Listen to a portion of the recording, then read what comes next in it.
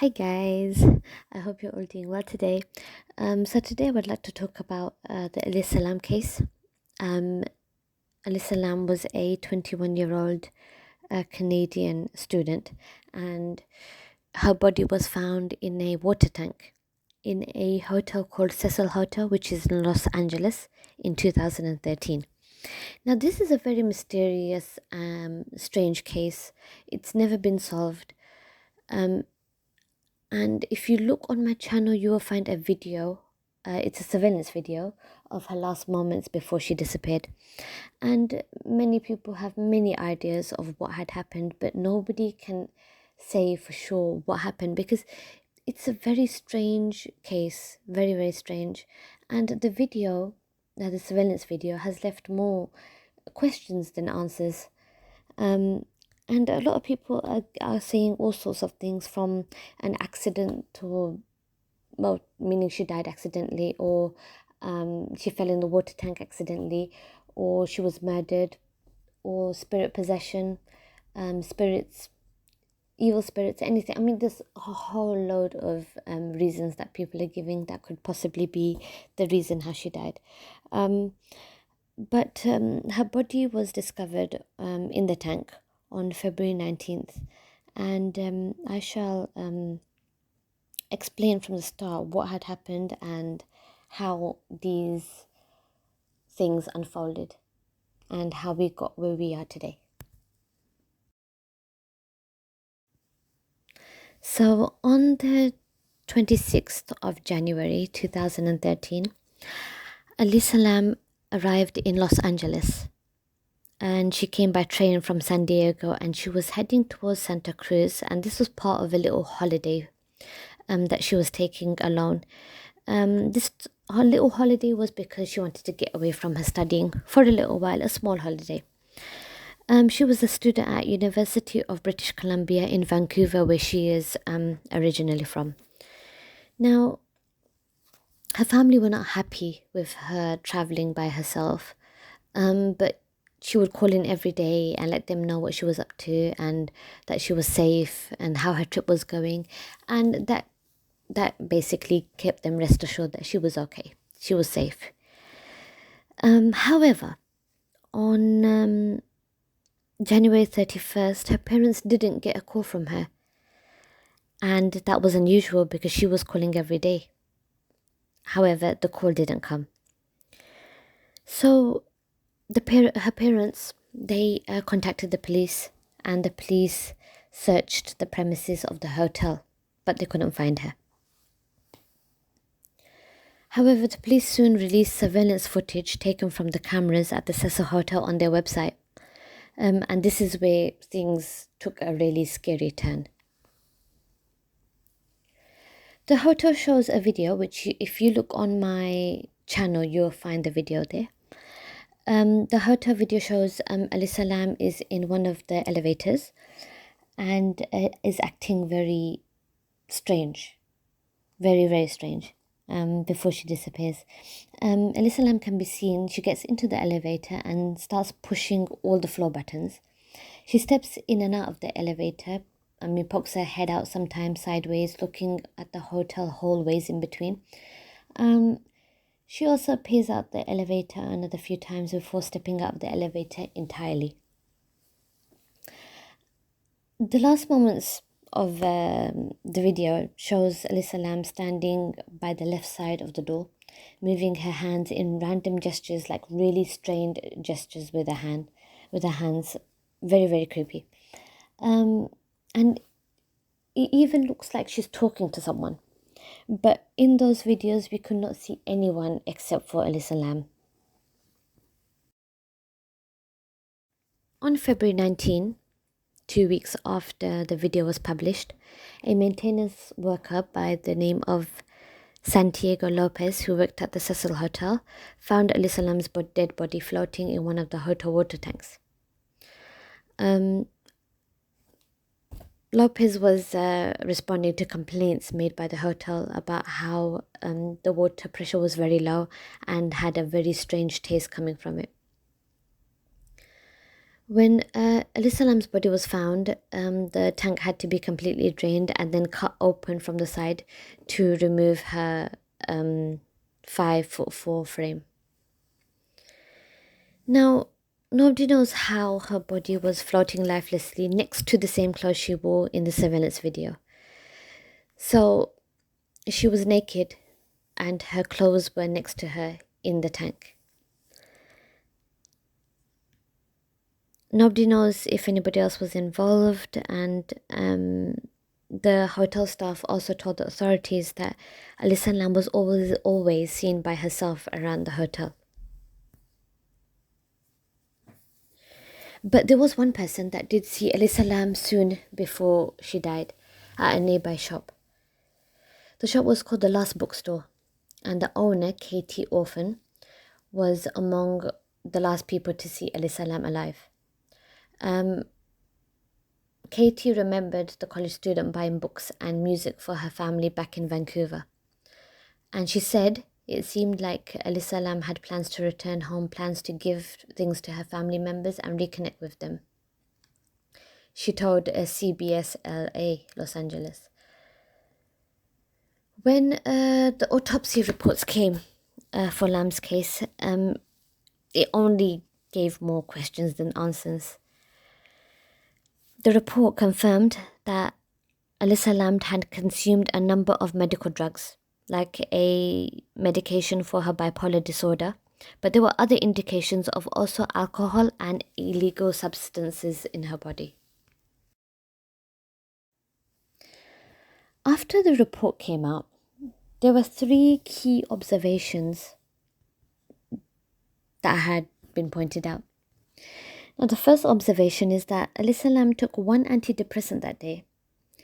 The second observation was that Elisa Lam had taken her second antidepressant and mood stabilizer recently, but not on that day.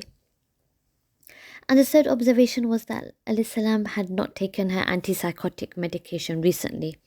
And these observations basically are suggesting that Elisa Lam, who was suffering from bipolar disorder, this was diagnosed, and depression, was not taking her medications properly.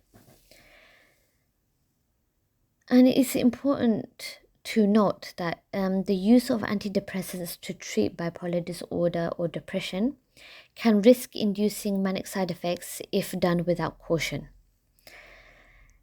And it suggested that the explanation behind Elisa Lam's strange behavior in the elevator is due to manic side effects because she was not taking medications properly. The hotel manager, Amy Price, also supports this theory. And she said that Elisa Lam was actually originally booked in a hotel-style shared room with other people. However, the other roommates were complaining how odd Elisa Lam's behavior was, and they had to remove Elisa Lam and give her a separate private room to herself. But even if she was suffering from mental health issues, how did she end up dead? And how did she end up in the hotel's water tank? The autopsy didn't show any foul play, but the office noted that they were unable to do a full examination because they could not examine the blood from Lam's decomposing body. Then David and Yana Lam, who is Elisa Lam's parents, filed a wrongful death suit against the Cecil Hotel several months after Elisa Lam's body was found. The Elisa Lam's parents' attorney stated that the hotel had a duty to inspect and seek out hazards in the hotel that presented an unreasonable risk to danger to Lam and other hotel guests. But the hotel had fought back this case, filing a motion to dismiss it. The hotel's lawyer argued that the hotel had no reason to think that someone would be able to get into one of the water tanks. It would be unreasonable. to think that somebody, I mean, they would check a water tank if they ever thought that it was easy to get access to. But when there is very difficult to get into a water tank, there would be no reason to check or to inspect it in any way. San Diego Lopez, the maintenance guy who found Elisa Lam's body, explained in detail to court how much effort and how difficult it was for him to find her body. Lopez said that he first took the elevator to the 15th floor of the hotel before walking up the staircase to the roof. Then he had to turn off the rooftop alarm and climb up on the platform where the 4 hotel tanks were located. Then he climbed another ladder to get to the top of the main tank. Only after that he noticed that something was unusual. He states, "I noticed the hatch to the main tank was open and looked inside and saw an Asian woman lying face up in the water tank, approximately 12 inches from the top of the tank." Now, Lopez's testimony suggests that it was very difficult. It would have been very, very difficult for Elisa Lam to make it to the top of the tank on her own without anyone noticing. The hotel's chief engineer, Pedro Tova, also made it clear that it would be very difficult for anyone to access the rooftop where the hotel tanks were without triggering the alarms. Only hotel employees would be able to deactivate the alarms properly. If the alarms were triggered, the sound of the alarm would reach the front desk as well as the entire 2 top floors of the hotel. Los Angeles Superior Court Judge Howard Helm ruled that the death of Elisa Lam was unforeseeable because it happened in the area where guests were not allowed to access, so the lawsuit was dismissed.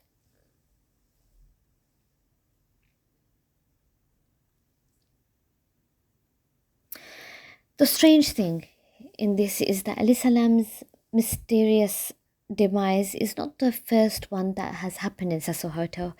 Cecil Hotel does have a very scary, chilling backstory. Very, very chilling backstories. So Elisa Lam wasn't the only one. Cecil Hotel is known to be one of the most haunted buildings in Los Angeles. Cecil Hotel was opened in 1927, and they have 16 different non-natural deaths and unexplained paranormal events, apart from Elisa Lam. In 1947, in the Cecil Hotel, there was the murder of actress Elizabeth Short. She was reportedly seen drinking at the hotel bar in days before her demise. The hotel has also hosted the country's most notorious killers. In 1985, Richard Ramirez, also known as the Night Stalker, lived at the top floor of the hotel during his killing spree. Also, 6 years later, another murderer moved into the hotel, which was Austrian serial killer Jack Unterweger, who earned the nickname Vienna Strangler. You would think that after all this, the hotel would shut down. But actually, the building was recently granted landmark status by the Los Angeles City Council. A lot of pop culture have made songs regarding Elisa Lam's case. Now, after finding Elisa Lam's case, reading up on it and doing research, I don't know what to think about this. I do think that maybe this was the cause of her mental health. The only thing that puts me in a confusing situation is how she got into the water tank. It would be impossible. The mystery is how she got into the water tank. And I don't think we will ever know the truth, and I really do feel for her parents who lost such a bright daughter. You know, she was very good, she was studying, she was making something of her life. And I hope that they will be able to come to terms with it. And I hope one day we will be able to know the truth. I hope she rests in peace, and let's hope that no more deaths come at Cecil Hotel.